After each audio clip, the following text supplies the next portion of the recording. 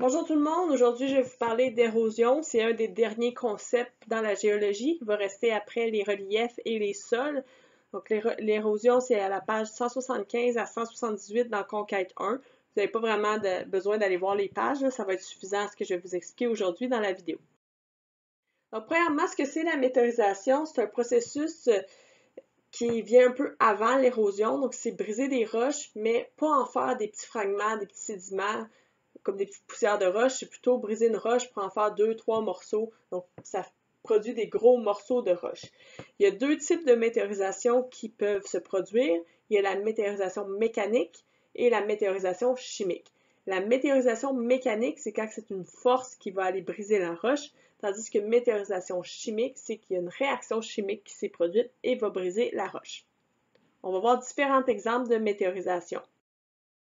Premier exemple de météorisation mécanique qui fait de la fragmentation, c'est les tremblements de terre. Donc, quand il y a un tremblement de terre, c'est des énormes forces sur le sol et ça va engendrer des bris dans les roches. Donc, c'est un exemple de météorisation mécanique. Ensuite, les éboulements. Donc, éboulements, c'est des fragments de roche qui vont tomber d'une falaise. Donc, c'est sûr que de cette façon-là, on va avoir une roche qui est brisée en une certaine quantité de morceaux. Un autre exemple de météorisation mécanique, la gélifraction, le gel-dégel. Donc, celui-là, un petit peu plus compliqué. Il y a une super bonne animation sur Edumedia pour démontrer la gélifraction, donc vous irez la voir. Donc, gélifraction, dans le fond, c'est quand on a une roche qui a des fissures et s'il pleut et que les fissures se remplissent d'eau, éventuellement, s'il fait plus froid la nuit, ça va geler. Puis l'eau sous forme de glace prend un plus grand volume, occupe un plus grand volume que l'eau sous forme liquide. Donc quand ça va geler pendant la nuit, ça occupe plus d'espace, ça va briser la roche. Là, ça va refondre et après ça regeler, refondre, regeler. Puis avec ce processus-là de fonte et de gel, ça va éventuellement briser des morceaux de la roche. Donc c'est ce qu'on appelle la gélifraction. Ensuite, il y a la végétation et les animaux fouisseurs, donc un arbre qui peut, avec ses racines, éventuellement briser les roches. Donc ça serait une météorisation par végétation. Et des animaux fouisseurs, donc des animaux qui creusent des tunnels sous la terre, éventuellement, en creusant des tunnels toujours au même endroit, pourraient arriver à briser des morceaux de roche. Maintenant, la météorisation chimique, donc une transformation chimique. Dans ce cas-ci, c'est l'oxydation, qui est une réaction chimique assez bien connue, c'est la rouille. Donc, c'est une réaction avec l'oxygène qui est dans l'air et le fer, qui fait de l'oxyde de fer, qui est cette couleur-là de rouille. Donc, quand on remarque cette couleur-là sur une roche, ça voudrait dire qu'elle contient du fer à l'intérieur. Un autre type de météorisation chimique, c'est les pluies acides. Donc, les pluies qui sont composées d'eau ont normalement un pH neutre, donc ils ne sont pas acides. Par contre, avec la pollution, certains gaz à effet de serre vont réagir avec l'eau pour produire un acide et les pluies deviennent acides. Dans ce cas-là, ça va dissoudre les carbonates, donc ça va endommager les roches qui contiennent les carbonates. Vous vous rappelez, quand on a parlé des propriétés des minéraux, on a parlé de l'effervescence. Puis quand on mettait un acide avec des carbonates, ça faisait une réaction chimique. On voyait des bulles, on voit des bulles de gaz, par exemple. Donc, même chose ici, l'acidité des pluies va faire une réaction avec les carbonates et endommager. Donc, à droite, vous avez une image, une photo qui est une statue qui est faite à partir de carbonate et on voit qu'elle est rendue toute lisse, un peu, ça semble être un visage, mais on voit plus bien la statue parce que ça a été endommagé par les pluies acides. Maintenant, l'érosion. Donc, l'érosion, on en a déjà parlé quand on a parlé des cycles de roches, des roches sédimentaires. Donc, c'est un processus d'usure de roches. Donc, ça brise les roches, mais ça crée des petites poussières, des petits fragments de roches et de transport. Donc, ça inclut aussi le transport. Suite à la météorisation, donc au début, on brise en plus gros morceaux, l'érosion, plus petits morceaux, menant à la transformation et l'aplanissement du relief terrestre. Donc, éventuellement, les grosses montagnes qui se font toujours briser, qui a de l'érosion, vont se rapetisser, s'aplanir et éventuellement, il n'y aura plus de montagnes. Donc, ça influence le relief. Dans Edumedia, il y a une vidéo qui résume un peu tous les processus d'érosion qu'on va parler et il y a aussi une animation pour presque tous les processus qui montrent spécifiquement ce processus-là. Donc, vous pourrez voir ce que vous préférez. Regardez. Donc, il y a deux facteurs principaux d'érosion, c'est l'eau et c'est le vent. Donc, pour l'eau, il y a différentes façons que l'eau peut faire de l'érosion. Première façon, c'est les chutes. Donc, dans toutes les façons, c'est qu'il y a beaucoup d'eau qui va à une grande vitesse, puis ça l'abîme beaucoup les roches. Donc, des chutes, évidemment, beaucoup d'eau, grande vitesse, et à l'endroit où la chute, l'eau commence à descendre, c'est un endroit où il y a beaucoup de friction, puis ça va arracher beaucoup de morceaux de roche. Un exemple des chutes Niagara.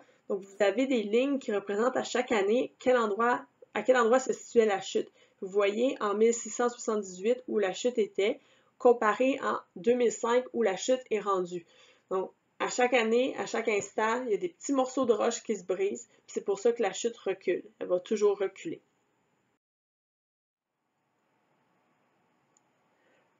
Un autre facteur d'érosion avec l'eau, c'est le ruissellement. Le ruissellement, c'est quand il y a un ruisseau, une rivière, donc qui passe à un certain endroit, avec toujours une bonne quantité d'eau qui passe au même endroit. Ça va effriter les roches, des petits morceaux qui vont s'enlever et ça contribue à l'érosion.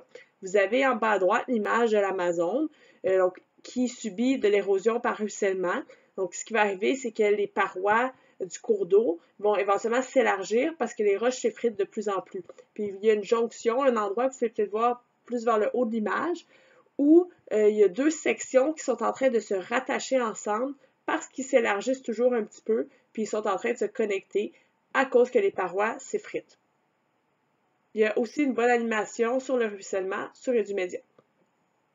Ensuite, encore avec l'eau, les vagues et les marées, on a déjà parlé. Donc, quand l'eau de la marée monte et descend à répétition, ça va effriter les roches, qui fait des roches, comme on a déjà vu, qui sont usées en bas et normales en haut. Donc, comme au Nouveau-Brunswick, les images qu'on avait déjà regardées. Il y a aussi une animation disponible sur les vagues et marées. Les précipitations, donc la pluie en général peut éventuellement causer de l'érosion. Des déluges ou des grosses précipitations ont plus de chances de causer de l'érosion. Ici, c'est l'exemple, c'est le déluge qu'il y a eu au Saguenay il y a quand même plusieurs années, qui avait brisé pas mal tout sur son passage, sauf la petite maison qui est là sur l'image. Mais beaucoup de choses avaient été détruites, donc c'est sûr que ça va aussi faire de l'érosion sur les roches. Ensuite, le vent. Donc, le vent, juste par la friction entre l'air et la roche, va amener des petites particules. Puis, ces petites particules-là vont s'en aller avec le vent et être déposées ailleurs. Ensuite, les glaciers, qui est un peu une autre façon que l'eau affecte, une autre façon que l'eau peut faire de l'érosion, c'est l'eau sous forme solide. Donc, un glacier qui se déplace va créer beaucoup de friction en dessous, ce qui va creuser ce qu'on appelle des vallées en U. Quand le glacier va être fondu, c'est ce qui va rester dans le relief, une vallée en U. Il y a aussi une animation Edumedia pour les glaciers. Les glaciers, quand ils vont fondre ou se retirer, ils laissent des montagnes de roches, de sédiments qu'on appelle des moraines.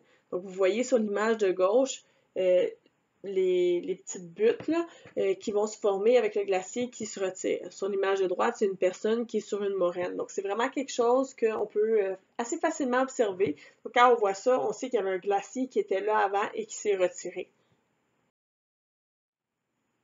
Donc, dernier facteur non négligeable pour l'érosion, c'est l'être humain.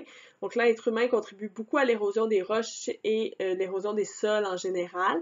Donc, à petite échelle, n'importe qui va se promener dans la forêt, on marche toujours au même endroit, ça peut abîmer les sols, mais à plus grosse échelle, la machinerie lourde, donc des gros tracteurs ou peu importe qui passent au même endroit, éventuellement, ça va briser les roches, ça va affaiblir le sol. La déforestation, donc on enlève des arbres, on enlève le réseau de racines qui soutient bien le sol, donc ça va nuire au sol, ça va créer beaucoup d'érosion. Donc, pour cette semaine, il vous reste les animations à aller regarder d'Edumedia. Puis ensuite, vous allez avoir les exercices à faire sur les reliefs. Et il va nous rester la semaine prochaine les sols, les types de sols, puis ce qui fait qu'un sol est de bonne qualité. Et ensuite, on aura fini le module de géologie. Donc, je vous souhaite une bonne semaine et j'espère que vos exercices vont bien se dérouler.